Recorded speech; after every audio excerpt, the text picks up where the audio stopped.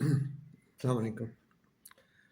آج کل جو پاکستان کی زمین کا، پاکستان کے علاقوں کا حال ہے، دل کانپ اٹھتا ہے سارے واقعات دیکھ کر، اور وہ یہ بھی سوچ کے کہ مزید باتیں جو ہم تک نہیں ہیں، خاموشی سے جو تباہی مچی ہے وہ کس حد تک خطرناک یا افسوسناک ہو سکتی ہے، دل دہل جاتا ہے۔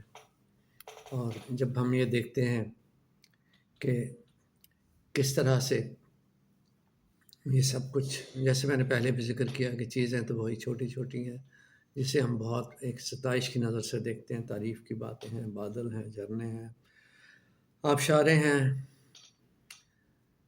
اور بجلی کی کڑک ہے، چشمے ہیں، ندیاں ہیں، نالے ہیں، اوس ہے، شبنم ہے، سنو فلریز ہیں۔ یہ سب کچھ جزویات ہیں، جب یہ اکٹھی ہو جاتی ہیں، اپنے تیور بدل لیتی ہیں تو یہ صورتحال سامنے آ جاتی ہے اور ایک عذاب بن جاتا ہے۔ تو ایسے موسم میں ایک واقعہ یا کچھ خیالات اپنے تجربات کے حوالے سے میں نے اس سے پہلے میں آپ کے ساتھ شیئر کر چکا ہوں۔ تو ایسا ہی ایک اور واقعہ وہ میرے ذہن میں آ رہا ہے، وہ بجلی کی کڑک کے حوالے سے ہے۔ سیلاب بھی ہے، بارش بھی ہے اس میں ذکر، لیکن فی الحال بارش اور بجلی۔ تو بجلی کا گرنا، جیسے آج کل کافی جگہوں پر بادل پھٹ جاتے ہیں اور ایک طوفان، ایک سیلاب کی کیفیت ہو جاتی ہے، تو اسی طرح بجلی جہاں پہ گرتی ہے تو عجیب عجیب واقعات پیش آتے ہیں، ناقابل یقین، جو ہم نے سوچے نہیں ہوتے۔ اور کبھی یہ ہوتا ہے کہ موت اور زندگی ایک باریک لکیر ہوتی ہے بس ان کے درمیان۔ اس میں کبھی موت زندگی کو اس لکیر سے کے پاس آ کر آگے بڑھنے کے بجائے واپس آ جاتی ہے اور وہ مہلت دے دیتی ہے۔ موت زندگی کو تھوڑی مہلت دے دیتی ہے۔ دن کا وقت تھا، گھر ہمارا کچھ ایسا تھا کہ گیٹ کے بڑے پٹ ایسے کھلتے، مطلب کھلی جگہ تھی، گیٹ بڑے تھے، پیچھے صحن تھا، صحن کے پیچھے تھوڑی جگہ تھی بیٹھنے کے لیے، کورڈ۔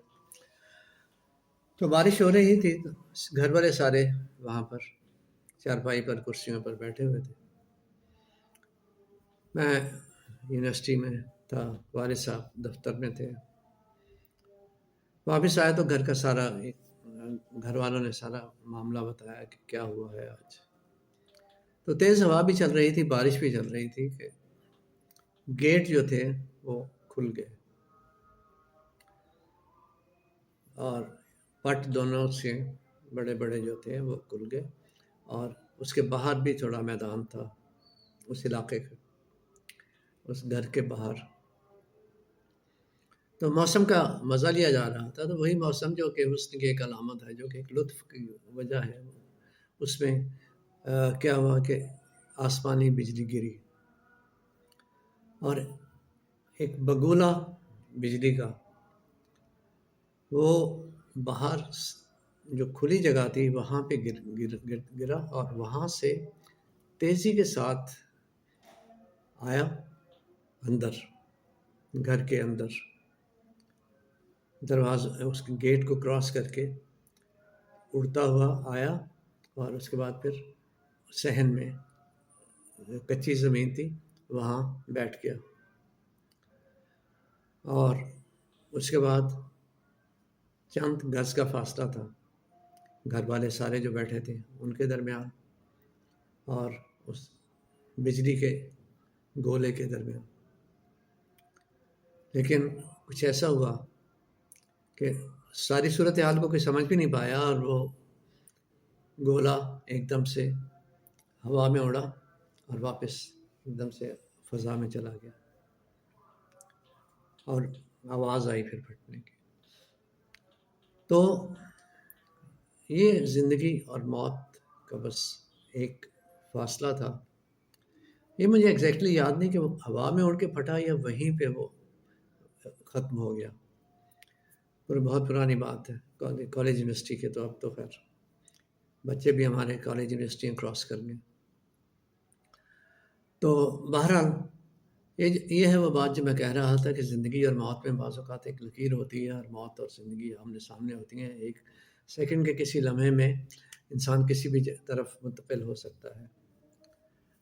بہرحال تو یہ سارا منظر جو کہ ایک دلکشی کا، ایک حسن کی علامت بنی ہوئی تھی، جب اپنے تیور بدلتا ہے تو کیسا خوفناک ہو جاتا ہے.